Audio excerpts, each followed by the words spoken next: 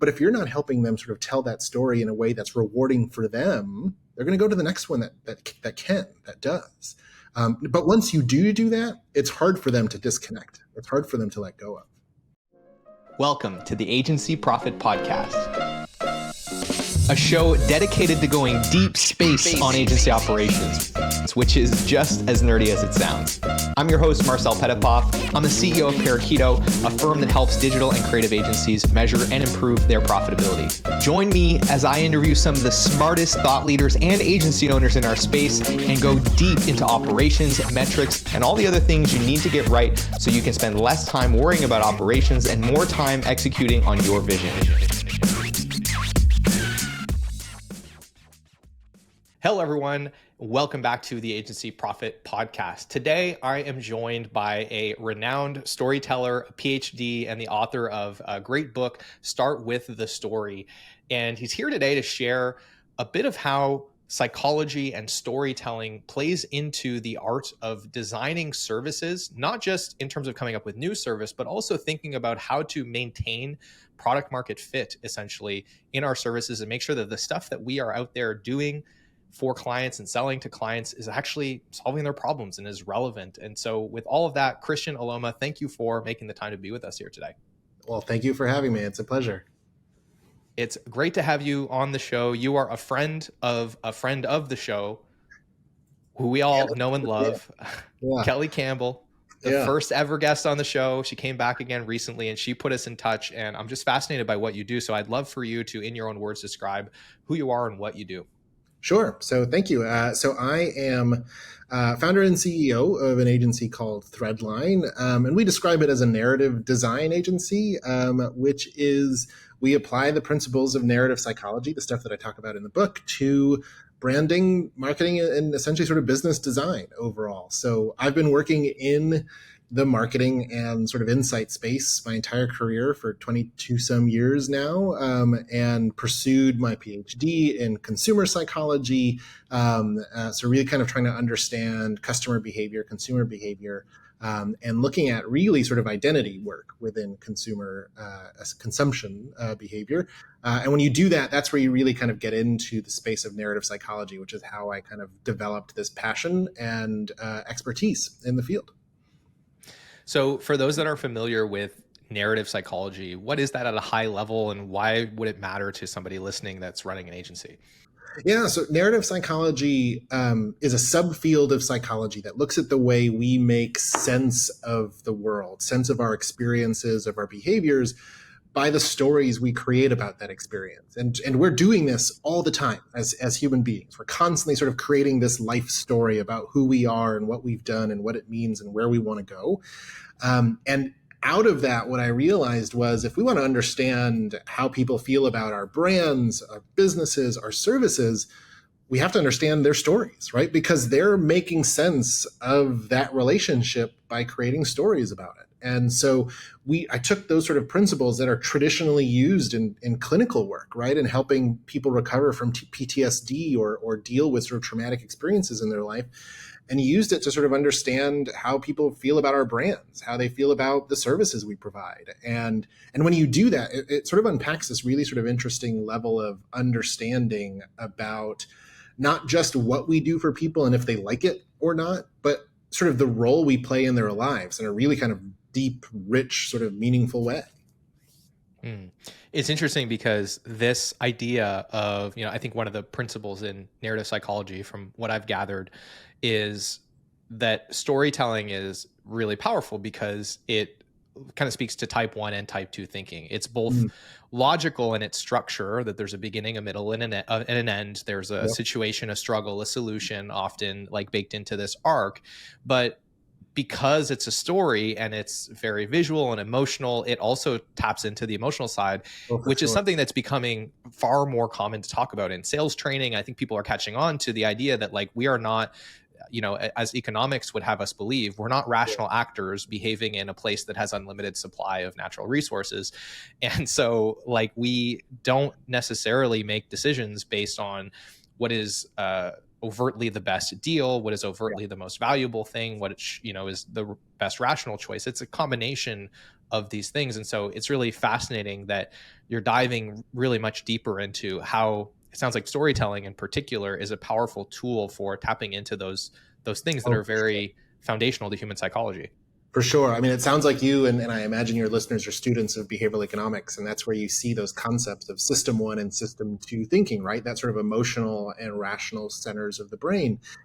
And to your point, those two systems don't typically talk to each other, right? So when we try with our system two to understand why we feel the way we do about something, why we made the decision that we do, system one doesn't care if you know, right? It doesn't care if you understand it.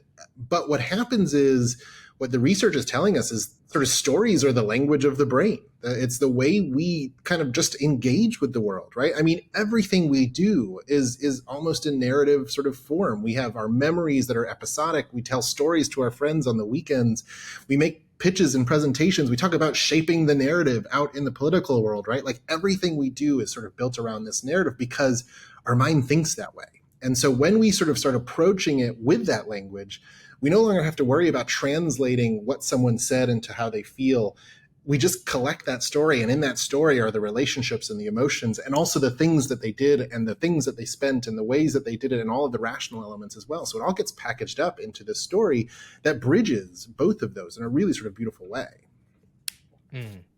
And so this is a nice transition into, I think, the topic du jour, which is this common challenge that people have, which is either, figuring out what services to offer in their firm or how to evolve their services as the world is changing. And there's been a lot of conventional wisdom around how to do this, but I think we're in a very different era of agencies. There's a lot of things that have been changing. Yeah. What's changing in the world that means that people need to be more focused on this more narrative driven approach to understanding their customers and how to serve them? Yeah. I remember when I first thought about starting an agency, the thing that came in mind, what for me was a definition of success for an agency was I needed to have like 20, 25 people in a cool office with a pool table and maybe a PS5 or something like that, right? Like that was to me what it meant to be a success in an agency. And, over the last decade, I've realized how much that's shifted, and I've understood now it's really about these relationships I have with our clients. And to your point, things have been changing where it's no longer enough to have just creative solutions or to come up with an idea that no one else came up with.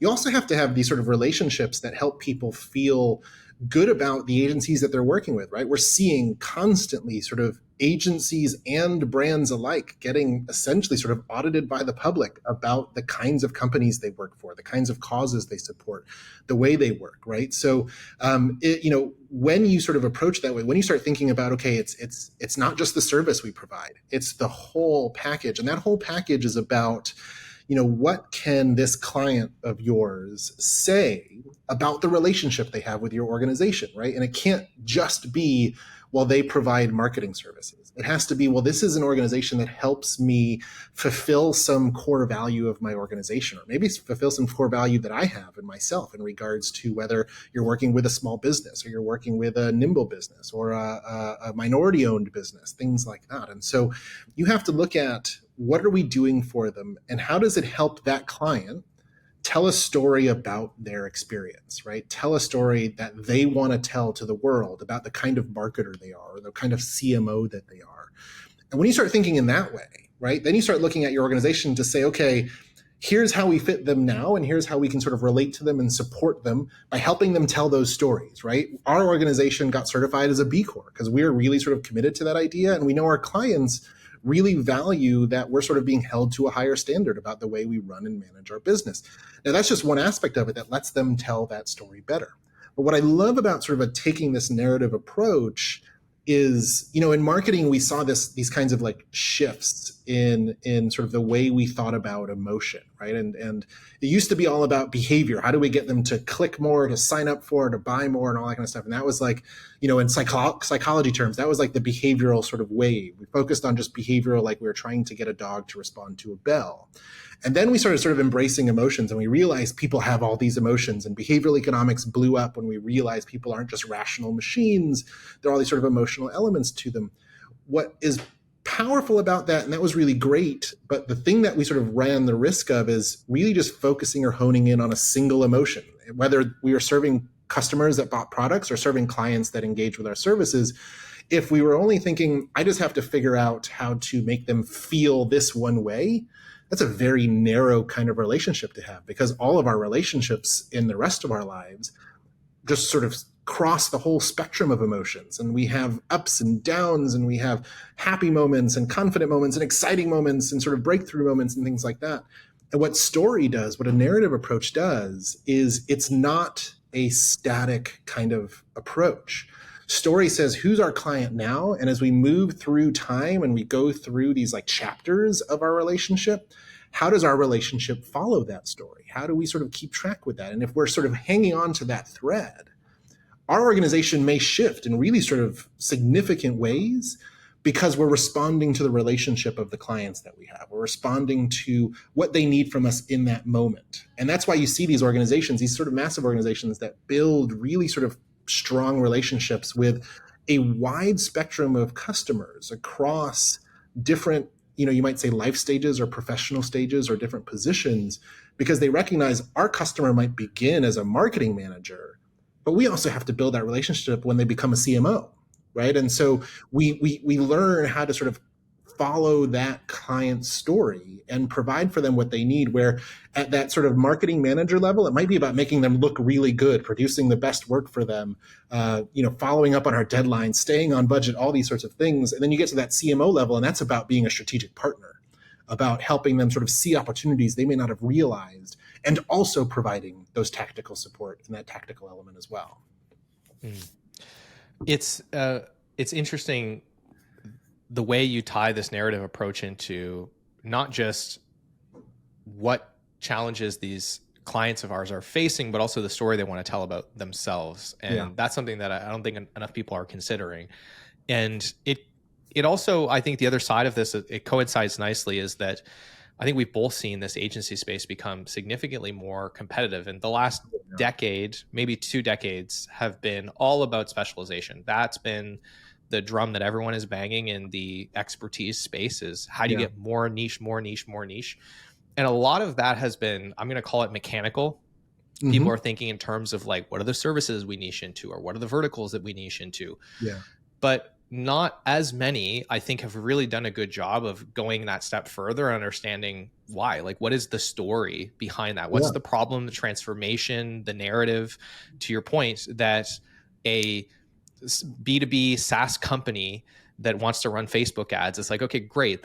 Those are 2 aspects of specialization, but why? Right. Like, what is the depth and the meaning behind that?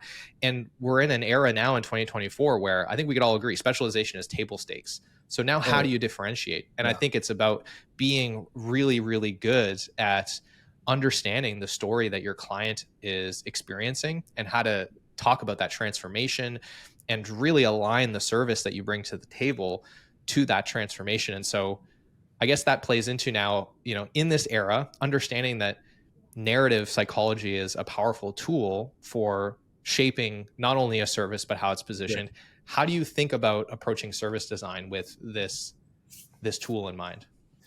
Yeah, I think you're right. I think you hit it on the nail of how we've gone through this era of customization or sort of specialization, and yet we haven't, even though it sort of has been in us this whole time, focused on personalization. And I mean personalization from like the idea that we're building relationships with sort of individuals. And I think, I agree. I've seen the sort of agency industry go through these major upheavals from, clients sort of running away from the big agencies and the big sort of houses because they feel like they're just a number in that system. They feel like they get forced into a process that is rigid and doesn't necessarily deliver on what it is they actually need to deliver, because the folks are either transient, they're not sort of staying in a position, they don't have that contact that stays with them for sort of decades at a time to really kind of understand their business and understand them.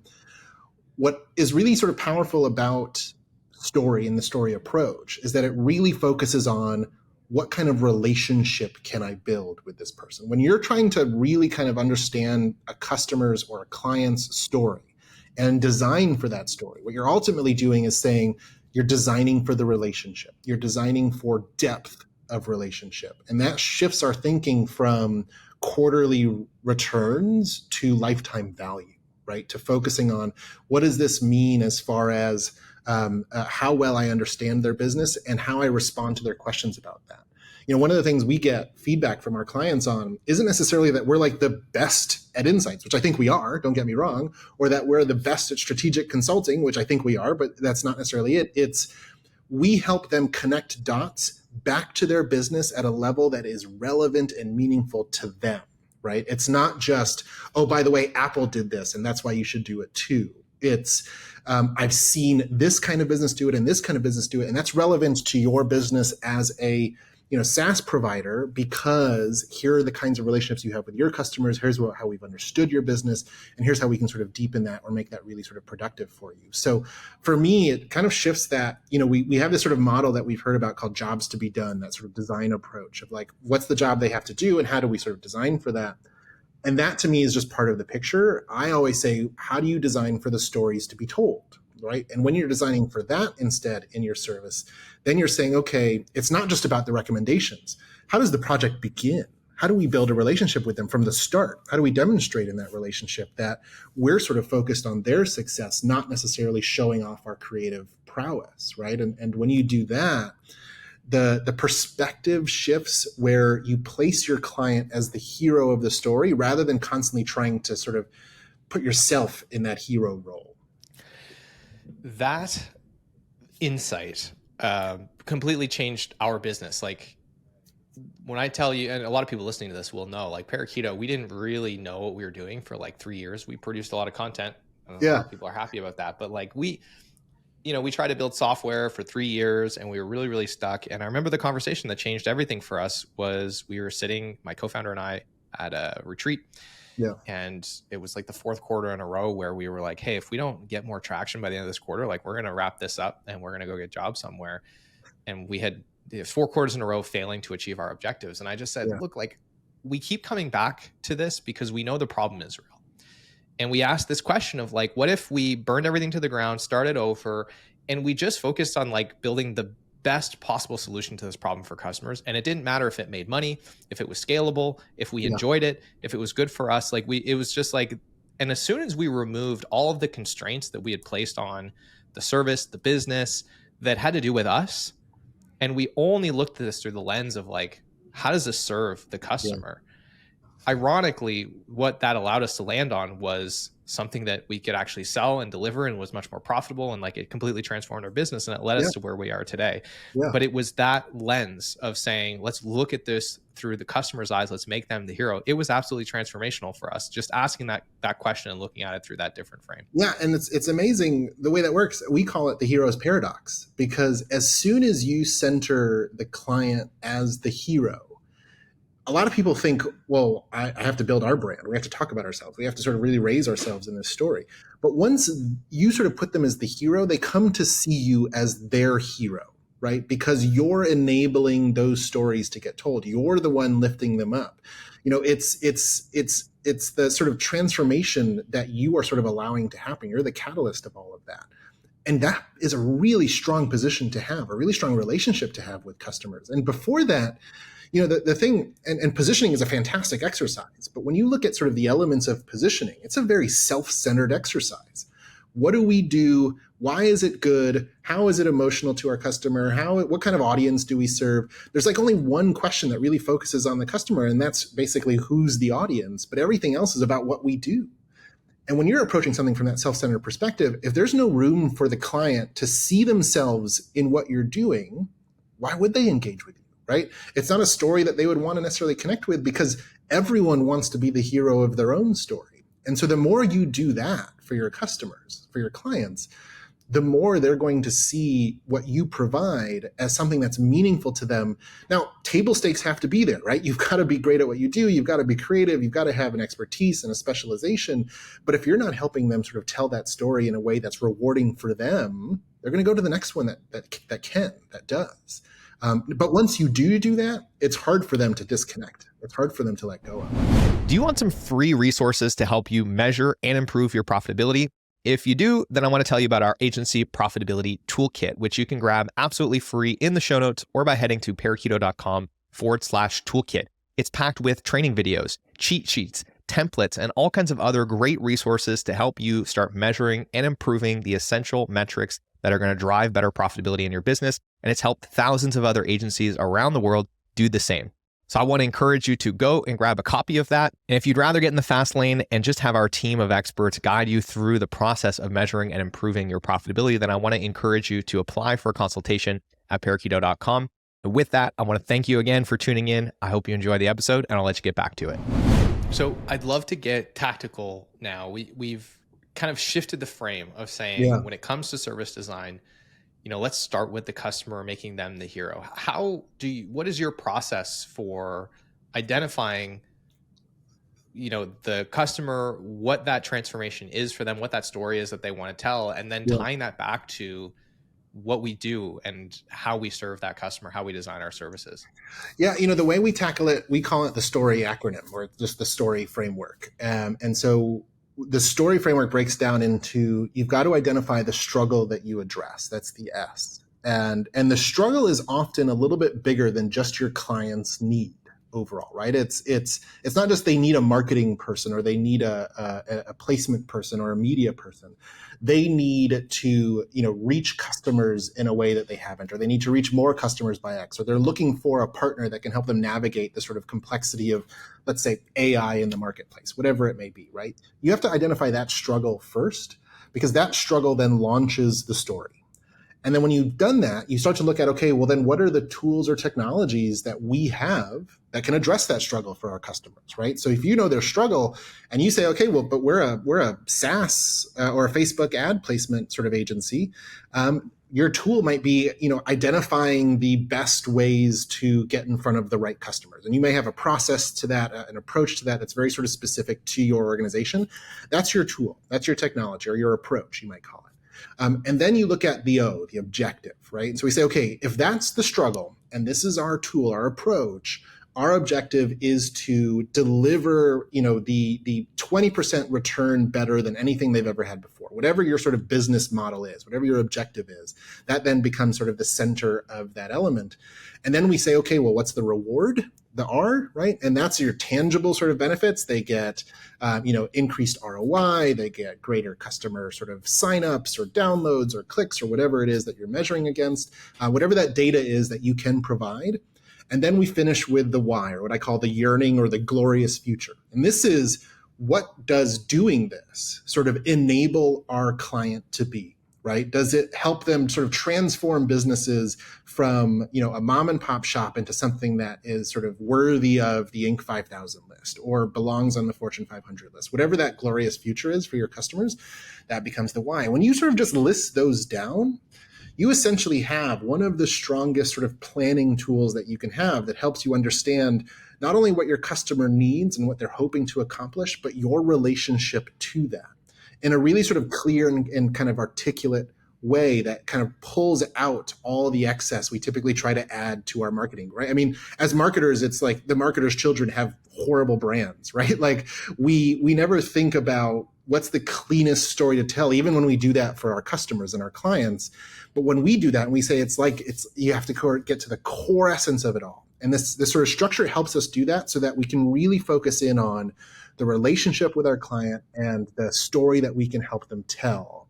And so for us as an insights agency, right, it's about the struggle that our customers have is not really sort of understanding why their customers do what they do, right? This is a struggle a lot of our clients face, a lot of marketing clients face.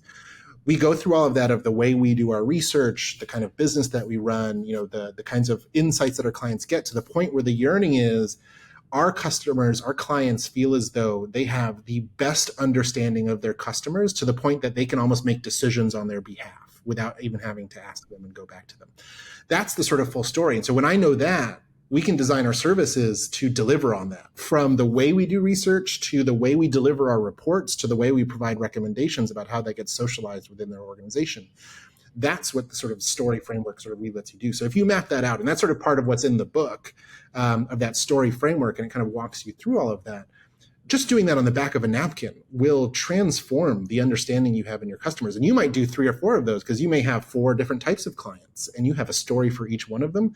And then you'll map out how you relate to each one of them. And from there, you give that to your creative team, to your innovation team, your service team, and watch them come up with ideas about how to address that struggle, about how to deliver those rewards, about how to deliver that yearning for those clients. So to recap the framework, it's S for struggle, T for tools and technologies, O for objectives, R for rewards, and Y for yearning, which speaks to that, that glorious future that they're looking for. And the thing that stands out to me about as you're walking through this is it starts with, this is something I believe very, very deeply in. It starts with the struggle, right? Without a problem. Oh, for sure. What are we doing here? Like that is the foundation for value. Without a problem, there's no leverage, there's nothing, there's no value to be created. And so it starts with having a deep understanding of that struggle.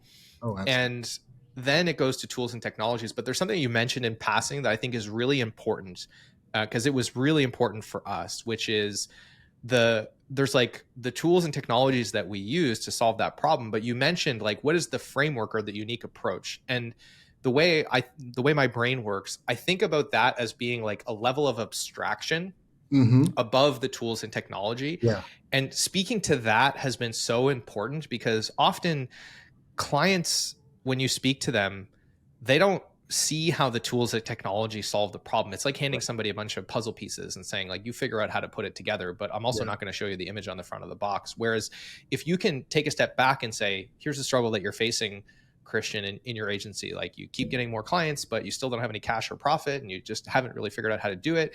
And then you can articulate at this even deeper level, and you've talked to CFOs and they just show you the same financials you've seen a million times, and you've asked your ops manager, but they just end up in the weeds in their project management tools, and this never seems to come together. And now all of a sudden you're like, holy shit, this person really gets me. And then we go to tools and technology, but we stop at the framework side, where it's like, traditionally people have thought about solving this problem in this way. They look at finance data, they look at project management data. Yeah. But here's the insight is that's neither of those things are actually going to solve the problem. There's something in the middle that brings those two concepts together that you're missing, that everyone's missing. Yeah. That story, before we get into here's how we actually like help you solve that problem, is so important. And I think too many people jump to tools and technology at like a detailed level without first stopping to say, let's talk about the framework first, or our point of view on this, and why the tools and technology make sense within that context. Yeah. You're absolutely right. And I think, and it's natural for us to do that, right? We that system one, system two, the system two is the part that basically controls our way to sort of make sense of things in sort of an outward world, right? Like when we have meetings about it, we're trying to map it out and describe it. But it's really kind of the problem, because then we say, well, I do market research, I interview people. But that's not really what we do. That's not what makes us special, because hundreds of organizations do market research, right? What we do special is that sort of broader, deeper philosophy, right? It's those principles of narrative psychology or consumer psychology. It's the sort of rich understanding of human behavior that you could apply. You could step back and say, okay, we're going to apply this now to travel, right? And likely sort of have success in doing so, because your objective then is about applying that to travel if your struggle is some sort of travel issue. So that sort of bigger picture is oftentimes something that is a little bit more, not abstract, but sort of agnostic of the service that you provide. And that's a really sort of sometimes challenging thing for people to sort of nuance or separate, because we often think what we do is what makes us special, but it's really how we do it that makes it special. Yeah. I think there's so much power in actually just telling people like, here's the framework that regardless of who did it, this would be a better way to think about this problem. And then, diving into the details. And so there's one thing I'd love to double click on to this end, which is the struggle, right? If we understand that that is the foundation of this, what tips do you have for people in terms of how to like really deepen their understanding of that and thinking about that through this narrative lens? There's a couple of things I often tell clients, which is one, talk to your customers about it, right? Ask them about their struggles, and don't just accept the first struggle, like I just needed an affordable partner sort of thing, right? Really sort of push into like where this came from, why they even thought about hiring an agency like yours in the first place, what they were trying to address, what their boss was yelling at them about, and how that made them feel, right? oftentimes the struggle is deeper than we think it is. And so we might think the struggle is, much like we were talking about with the tool or technology, this sort of very tactical thing. But the struggle, the richest struggles, the sort of most meaningful struggles are sometimes much deeper than that. It's about how I perform as a marketer, right? How I fulfill this role that I have, this job that I have, how I deliver on these expectations of me, and the stress and the anxiety around all of that, And so, we did research on marketers many years ago, and it's fascinating because what you hear marketers say is the thing that's special and also challenging about our role as a marketer within an organization is I am the closest thing to the outside of the organization that this organization has. But I'm also part of the organization. So I have to travel out beyond the organization and bring back insights and bring back ideas about what our customers want and who they are and what they're doing, and try to convince the rest of my organization that very much does not want to change things by nature, and tell them if we change something, the customer would be happy. That's a huge pressure, right? And if you recognize that as their struggle, then you might realize, I can't just deliver these ideas to them. I have to help them explain why these ideas are going to help them address that challenge overall. So that's one, is try to go as deep as possible. The second sort of element I sort of suggest to folks is, so one is to talk to them. The second one is to really sort of think about, how or where this sort of struggle is coming from for these individuals, for these clients, right? Because when we start to sort of focus on the struggle, not just as, I think a lot of folks sort of define the struggle essentially as your struggle is exactly what I do, right? We sort of make it very catered to our business sort of thing. I've been in a lot of market research with clients where we're testing things, and amazingly enough, the customer's need we address perfectly, right? We're the only ones that can address that. That is not the way people work. People have struggles and needs that are oftentimes completely agnostic of your organization. Now, you can address it, but if your struggle is defined as my customers need an organization that places ads on Facebook, right? That's not their struggle. That's just you sort of setting up a sort of fake justification for your business model. Your struggle, your customer struggle, is typically sort of broader and behind that, which is, I'm trying to grow my business by 30%. I'm trying to build a brand that is beyond, sort of kind of fighting on price. I'm trying to build a brand that has an emotional relationship with its customers. That's a struggle that may or may not be directly relevant to you, and you have to find the one that is relevant to you and that you can address. But the struggle should almost never be basically the opposite of your service. Right? That is just setting yourself up and sort of basically yes-manning yourself into your ideas. Yeah, the thing that stands out to me, and it's interesting because it was implicit, you didn't explicitly call this out, but when you were describing the struggles, you focused on the individual. Mm-hmm. And, obviously there's this meta arc of the organization, what they're trying to do. This person exists within that. They are accountable to that. But it reminds me of something I heard from, I forget who it was, but they said that their consulting firm, they always ask the question when they were pitching work of how do we help the person that's hiring us get promoted because they hired us, right? Yeah. And so you just kind of innately spoke to, okay, we understand the organization's struggle, but this individual within the organization, what are they feeling? What's their challenge? What is the impact that this failing to happen, not happening, and being successful has on them? How does it make them feel? I think that's really quite powerful. Absolutely. Yeah. Yeah, I mean, you've got to define that person clearly. And there might be multiple people. I mean, a lot of organizations are doing a multi sort of faceted sale, right? Procurement and the CMO and the CTO or the COO. You may have to build some of these narratives for each one of them, or whoever is the most influential in that decision-making process. And you want to be as sort of individual as possible, because we don't go to the movies to just hear about the themes of love or the themes of struggle. We're here to watch someone right fall in love and lose it and get it back again, or watch someone save their kids from an alien invasion. We follow characters in stories, right? And so, designers know this by sort of default, right? When we design for a persona that's really clear and evocative, we design better things than when we design for a sort of demographically defined swath of the world, right? We don't do anything great for that kind of definition. So the same thing goes in these stories. We want to think about that person. And no, it's not going to be the same person in every organization, but just by starting there, to your point, then you start asking questions like, how do I help you get promoted? How do I help this person fulfill that professional development plan or make their boss sort of clap for them, right? Like, how do we do that?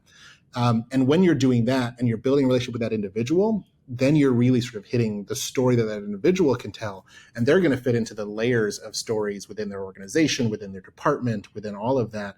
And you're going to be sort of indirectly or directly influencing that sort of wide swath of stories by focusing on the story you have the most impact on first. So, Kristian, we could talk for a long time about this, but unfortunately, we don't have unlimited time to talk about this. So what I'd love to do is, for those that are listening, they're interested in your point of view on all of this, they want to dive deeper into narrative psychology, into the power of starting with the story. Where should we send them in the show notes to learn more about you and the great content that you publish? Thank you. Yeah, I could talk with you about this for hours. This is lovely. So they can find me, of course, on LinkedIn at Kristian Alomá, but I've also got my author site at kristianaloma.com or the agency site at threadlinebranding.com as well. All of those, we're a relatively sort of small boutique agency, so reach out through any one of those. I'm the one responding. And so if you want to connect, do so. Would love to sort of hear your questions and your thoughts and share as much as I can, whatever I can offer back to sort of help your listeners and help your audience sort of figure out how to apply this as much as possible. Awesome. So with that, we will leave in the show notes. Just scroll on down. There'll be a link to the book, to Kristian's personal website, to the Trendline website, to your LinkedIn. So if you're interested, you can go find those there. And with that, Kristian, thank you so much for making the time to be here with us today. Thank you so much for having me. I really enjoyed it. Hey, thanks so much for tuning in to today's episode. I hope you enjoyed it. And if you've ever found yourself thinking, man, I get so much value from this podcast, I wish there was something I could do to return the favor. Well, today's your lucky day because you can leave us a review wherever you're listening to this, and it is incredibly helpful. Of course, if you haven't grabbed a free copy of the Agency Profit Toolkit, go and get that. It's got tons of free resources to help you improve your profitability.